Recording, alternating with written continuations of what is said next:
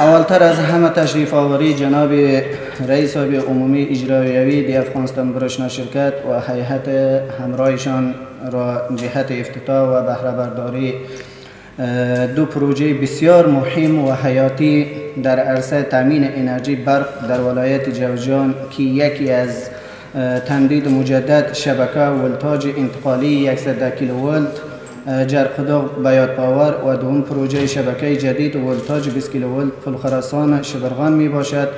حضور شان را به ولایت جوزجان خوش آمدید و خیر مقدم می گویم. حضار گرامی، در آغاز جا دارد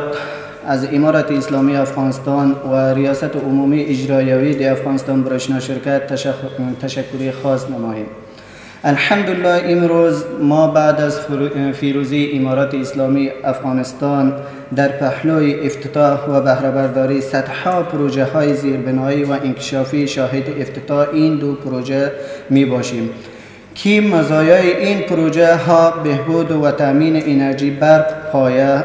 دار، مطمئن و با کیفیت برای مردم شریف جوزجان، مراکز تجارتی، صنعتکاران، فابریکات و ادارات دولتی بوده و اهمیت اقتصادی انرژی برق شبکه 20 کیلوولت در ایجاد سرمایه گذاری تجار ملی در قسمت ایجاد فابریکات بسیار ضروری بوده.